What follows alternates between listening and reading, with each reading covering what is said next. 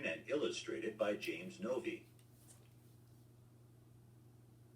Rufus was a monster, a very, very big monster.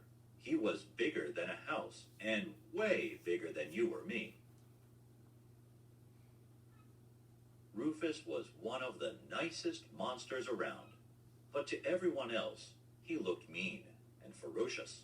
His face was always stuck in a frown. He tried and tried and tried, but he just couldn't turn his frown into a smile. Rufus was also very polite. He would always say things like hello or thank you very much, but to everyone else, it always sounded like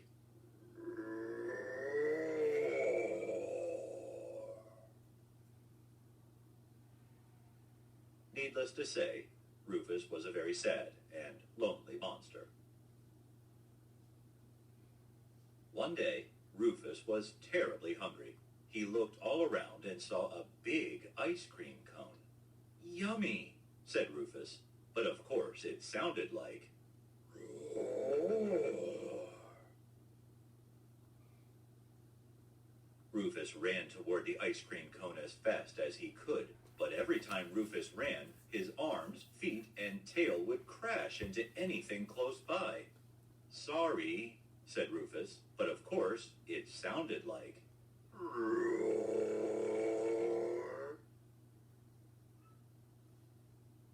Roar. Roar. Just as Rufus was about to eat his ice cream, he noticed that it had become really noisy. People were screaming, cars were honking, and sirens were sounding. Rufus saw a group of people nearby and asked, "Excuse me, what's going on?" But of course, when he said this, it sounded like roar. So the people just screamed and ran away. Suddenly, a group of policemen surrounded Rufus. "Freeze!" they shouted. "Drop the ice cream cone and put your hand and claw in the air." Rufus was really scared. He dropped the ice cream cone and raised his arms. "I'm sorry," he said. I didn't mean to do anything wrong." But of course, to the policeman, it sounded like roar.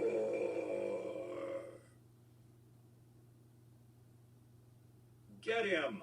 shouted the policeman. Rufus became so frightened that he started to run away as fast as he could. The policemen hopped into their police cars and helicopters and chased after Rufus.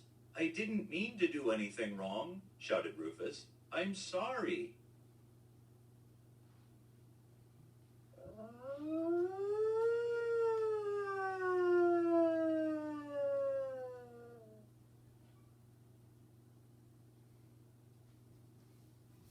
Rufus found a quiet spot to hide in the park. He sat down and wondered why no one wanted to be near him and why the police were so mad at him. He felt really sad and lonely, and he was still terribly hungry. All of a sudden, Rufus heard a tiny voice from below. "Hello." Standing next to Rufus was a little girl. "Sounds like you're hungry," she said. "I can hear your tummy rumbling." It was so calm and quiet that Rufus could hear his tummy rumbling too. The little girl held her hand out to Rufus. "Here, you can have some of my ice cream cone if you'd like." Rufus looked at the little girl and paused for a moment. "It's okay," she said. "I won't bite." Rufus gently took the ice cream from the little girl. He took the tiniest bite he could with his big, big teeth. The ice cream tasted so good. "Do you feel better now?" asked the little girl. Rufus nodded and was just about to say thank you when all of a sudden the policeman appeared in a big commotion. "Be careful," shouted the policeman to the little girl. "You're standing next to a mean and ferocious monster." "He's not mean and ferocious," said the little girl to the policeman. "He's just really hungry. Can't you hear his tummy rumbling?" The policeman stopped and listened. It became so calm and quiet that they could hear Rufus's tummy rumbling too. Then the policeman realized what had happened. They had looked at Rufus's frown and thought he was mean. They had heard his roar and thought he was ferocious. But Rufus wasn't mean or ferocious at all. It was just a big misunderstanding. The policeman felt really bad. "We're sorry," they said. "We were wrong to chase after you. Can you ever forgive us?" Rufus nodded and said, "Yeah, it's okay." But of course it sounded like roar.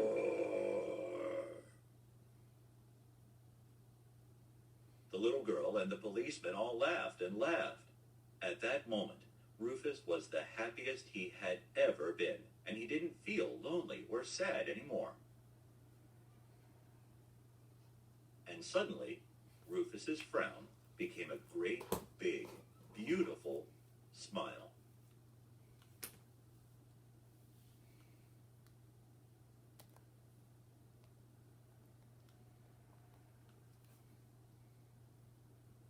In your shell.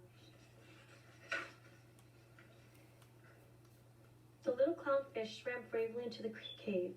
"See," he said to himself, "nothing to be afraid of." Just then, Nemo froze. On the cave wall next to him was a huge fish-shaped shadow. Nemo took a deep breath. Excuse me, Mr. Ghostfish? Or is it Miss Ghostfish?" "A ghostfish?" a tiny voice said nervously. Where? Don't let it get me." The ghostfish didn't sound very scary. Nemo swam closer to the shadow. "Are you afraid of ghostfish?" he asked it. "Yeah," squeaked the little voice. "Who isn't?" Nemo followed the voice. There, cowering behind a rock, was a little fish, glowing softly with pale orange light. The ghostfish wasn't a ghostfish at all.